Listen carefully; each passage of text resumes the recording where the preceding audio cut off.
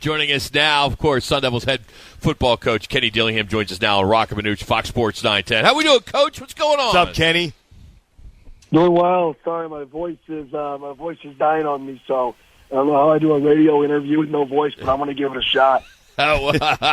Well, you've been getting those misfits and underdogs all pumped up, right? So that's where you're losing your voice. Yeah, I mean, I think we got a lot of guys who just love football, man, and it's a joy to go out and practice this year with people who just love the game, and I love it. Coach, you know, being a head coach, you have a lot of responsibilities, but you are a coach. You want to coach. How excited are you that practices have started? You're getting ready to go to Camp T. This is what you live for, right? I mean, all that other stuff I know comes with the job, but this is what you truly love to do. Yeah, I mean, I work 8 months so I can live the dream for these 4, right? I mean, that's really what it boils down to. I love coaching, and these next 4 months I get to coach football. And I work all off season so I get to coach football. And I'm fired up.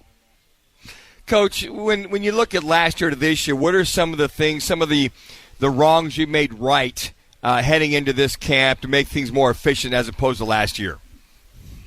Yeah, I think one is practicing in the indoor, having the new indoor turf, and then the cooling temperatures in the indoor allow us to go in there and take some off of the guys. Having a little bit more data on what our guys' practices have looked like to control practice structures kind of throughout camp and adapt to how the guys are working. Those are the things that we're really focused on in fall camp, was pushing our guys that when we say go, that they got to trust us to go as hard as they can, and that we're going to be the ones that pull the throttle. And too many times last year, you know, people were pulling the throttle themselves. And I just firmly believe guys got to be able to take it full speed. Guys got to have that mindset that when they're on the field, it's go time. And it's a coach's job, and that's my goal this year, is to do a better job of running the guys back. Well, and all that you've added, I mean, you had the full year, then spring football, and then now going into your second season at camp. How vitally important is it now you're adding more of that playbook and you're getting deeper in that syllabus that these guys are understanding in order for this team to grow? Yeah, there's no doubt. I mean, our communication on the field and just the knowledge of what we're trying to get accomplished is light years ahead of where we were last year, and it shows. I mean, you can tell the guys in summer prep actually prepped on their own, threw together, worked out together, and all that stuff and all that work is showing up early in camp. And like I told the guys, a lot of people can have 3 good days of practice. What does day 9 look like? You know, that's what's going to be the identity of the team. Coach Dillingham joining us here, Rock and Manuch, Fox Sports 910. Coach, as you get ready for Camp T, and I know so many Sun Devil fans, alumni, love the fact that tradition is continuing. How are there challenges because you're in such a routine to then pick up and go up there? Oh, for sure.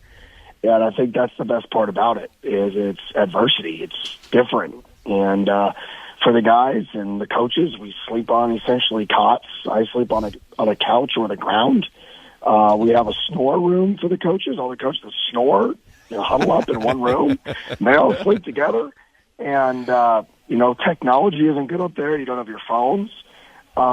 It's just so different than how you live your daily life, and how comfortable people get to live nowadays, especially, our athletes, our coaches, is usually when you leave the football complex, you're in some sort of comfort.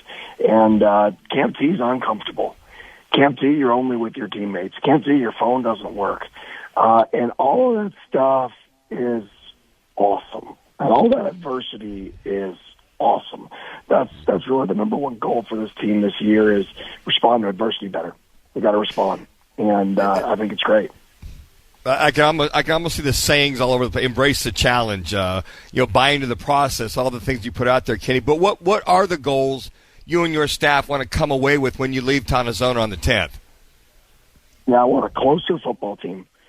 I want a football team that gets to know each other on a deeper level. They understand the why. You understand that the 3 technique inside of you, and I'm the 2-eye, the nose guard, and we're running a twist game. And I look at that dude, and I'm like, man, I know why that dude does this. Like, I'm not going to let him down because I know about them. I have a relationship with them. And I think that's the one thing that nowadays in college athletics and with the transfer portal and the change, we somewhat lose those relationships. And those relationships are what make football so great. Those relationships are what make sports so great. And I hope we build upon those relationships when we're up there and we're around our campfires, and when we're hiking the mountain, and when kids are in the river floating and all of that stuff. I want to really embrace that. I can almost see it somewhat similar to Remember the Titans when Denzel Washington's character pretty much told each guy to find out something about each one of your bunkmates or roommates or whatever that you report back. I kind of see that kind of scenario there, Coach. Yeah, 100%. I mean, that's kind of the vision of going up there and getting away. Is it's just us. Coach, I saw that you're utilizing EA Sports College Football 25. How are you implying that? How are you using that with the players? Yeah, well, we have it set up in about 6 different rooms. We have plays that we call that create our own playbooks and put them in there. No, nobody else can get them, which I've been hit up by a bunch of people. But to be honest, right now, not many people are playing it. And I think that's the best part is we're focused on football. You know, when throughout the day, everybody's day, you know, when you're a college athlete, there's going to be downtime. And when they have downtime, yeah, I would love for them to go compete in something. If that's a video game, it's a video game. But when it's camp, you don't have time. Like, if you're taking care of your body right, you don't have time. And I think it's been a pleasant surprise that all that's still available. But I don't see people on the games. I see people in the cold tubs. I see people in the training room. I see people that are going and stretching in between periods or in between sections of the day. I see people putting in the work, and that's what motivates and inspires me about our guys is these guys want it. Coach, your voice is really, we feel terrible. We were so appreciative you took some time. Thank you. We'll let you go. We need you to save your voice for the student athletes. So thanks so much for a few minutes, Coach. Hopefully catch up with you before the season starts. I appreciate y'all having me. Y'all have a great day, and we'll probably be back on when the season starts or sometime before then. You got it. That's Coach Kenny Dillingham. He's lost his Poor voice. Guy. I feel terrible. You know, we should have maybe rescheduled that. Well, you never terrible. know because you know he's coming off. They have their morning practices. So. I know, but he Kenny, just sounds like he needs some lozenges, some hot tea, some honey. Whatever they're going to. He's talking 24/7 out there. So you're going to get him one way or the other, whether it's at 2 o'clock or 4 or 5, he's going to be so bad. You wouldn't want that any other way, though. No, you wouldn't. That's Kenny Dillingham, man. That's Awesome. the typical college football coach. The fact that 8 months he works to fulfill his dreams. Absolutely. I'm just such a fan. I want him to have so much success. And just a little programming note: we'll have Charlie Regal, the assistant head coach, on every Thursday during the season, like we did last year, thanks to our friends at Crest Insurance. So I'm excited to get this season underway, and you hope that they could be a wild card. The Big 12, all the press have them finishing last, but they have a tough schedule. They open up Wyoming and then Mississippi State, then they're on the road back-to-back Texas State, Texas Tech. They get a bye, then they got Kansas at home, and then they have Utah at home, then they're at Cincy, then another bye, then they're at Oklahoma State. UCF comes here, at Kansas State, home BYU, and then they end up finishing the season down in Tucson. There's no weak teams when you look at that schedule per se. Even Wyoming, look at the year that they had last year. I mean, had a heck of a year, and you got Mississippi State coming in.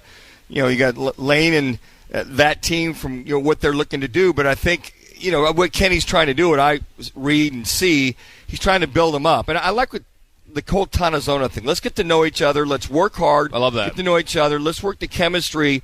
Because you're going to need to have each other's back as this year goes on. And I thought it was very interesting when he said, look, we'll see what kind of a team we're made of week 9 of training, as you go into it. You kind of go, you're starting, 5 weeks, 6 weeks, all of a sudden you get into the regular season. How are these guys holding up after training camp, and you get 3 or 4 games into the regular season? Are we holding together because of the chemistry and the culture that we built in camp? I think people forget, too, that they played Washington really tough last year. And if I'm Kenny Dillingham, I kind of take that from last year and apply to this team. And with all the transfer portal moves, they did lose Elijah Badger on offense, but he's right. There's a lot of misfits and a lot of guys that have a lot to prove with a lot of upside on this team. One thing I wish we would have had some time with him. Again, I just felt so bad for his voice. No, that's a good call, Rock. This new Pat Tillman Leadership Council that he has started, that it's basically honoring the past and the present. You have players, leaders that are on this committee. I believe it's 12, and they'll have a patch on their jersey showing membership to this council. So when we get more time, I really want him to expand on that, because I think this Tillman Leadership Council is really cool. He's really, he's only been there a year, right? I mean, we're going into year number 2. So you got to give him the benefit of the doubt. And I think what he's looking to do with that is just have these, the juniors and seniors, could be sophomores, whoever's that part of that leadership council, to hold those guys, the rest of the teammates, accountable. And what he's saying is, look, you guys are the leaders of this team. If you see somebody getting out of line or things getting out of line, you need to take control of that individual or talk to that individual and just be the quality leaders by example in school, on the field, so these young guys can see it. So if you're going to have a bunch of young guys that are actually going to play, and he's going to play a lot of young guys. I mean, he brought some guys into play initially, that leadership council is going to have to keep them in line and also show them the ropes, how things are supposed to be. Talking football here on a Friday. It's Rock and Minuch with Jimmy B, Fox Sports 910.